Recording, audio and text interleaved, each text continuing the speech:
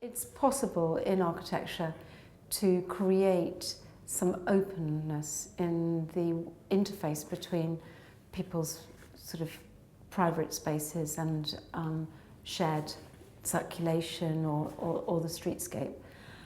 And I think that that is achieved partly through having a less precious and rigorous geometry, so leaving some open-ended cues, or by deliberately planting small moves which beg a question, a piece of architecture which is provoking a question about the boundary of your space to your neighbour. So, for instance, in a recent project that we've been doing in Newcastle, the front gardens have a bench, which is a shared bench with your neighbour. It's quite a long bench, and it's the kind of, wider than a kitchen worktop kind of space that you might either sit on. You could sit cross-legged on. You could also pile up with plants. So it's like you make your own boundary between those spaces. And I think that that's also possible to do within a block of apartments, or if there's an opportunity to take the lift, an overrun up to the roof so that you can open up that space for inhabitation. That's obviously a great space for people to share, and that together with management you can offer future residents a kind of agency to change their spaces. What's quite exciting about it is the residents have all become really good friends and meet socially once a week.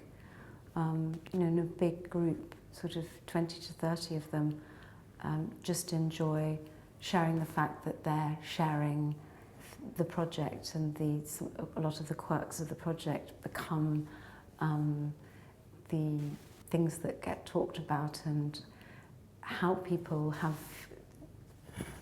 taken on their front patios or their terraces or their roof terraces or gardens, because there's such a lot of diversity in the form of each living space and its relationship to outdoor space. There's always a puzzle to it, and an intrigue, and the comparing and contrasting is part of the fun. Any ambiguities, extensions, questions that one can plant into a project allow for better city making and neighbourhood building. So the agency is almost in the fuzziness of your logic in the architecture. And mixed use, as it's known, is just a very logical way of using space on the ground plane, so that you can bed in business and social enterprise and shared activities, which have the ground plane is a kind of privileged cone of vision as you're walking through along a street. So that kind of animation and transformative possibility from large areas of glazing, or from a kind of decoration, if you like, of those spaces, can make much more richness, or can bring a lot more richness into a living zone, into a residential area. In East London, we built some flats for Peabody, which were for low-cost home ownership, where the staircase became a multi-levelled garden where the residents would gather at first floor level to have breakfast together. It was just a sunny place. And I think it's finding those moments where you can make the generosity to bear circulation that allows those things to happen, and also allows people to create spaces which they know are their own. So we had front gates to those spaces, those terraces, but you could then invite people into that space, which happened there. There is a sort of a certain internal grammar and vocabulary is developed about how things want to come together, and in a way that is part of the excitement of making architecture. That it does need to feel, you need to feel it's authentic, and you need to feel that it's has a certain consistency and drumbeat and meaning throughout the project. So, for instance, in Southwold, where we were building a mix of affordable social and private housing, we were picking up on flint work for front garden walls and black tarred surfaces and certain steep pitches of tiled roofs and things which fitted with the plan form and the particular backland site that the project was set in. And other times, as with the Peabody project I mentioned before, we were playing with the idea of packaging and how a new part of London could find its feet as a fast and ecological construction through using layering, which is very often covered up with brickwork. So you'd have your timber frame and all your membranes, and then you'd cover it with brick.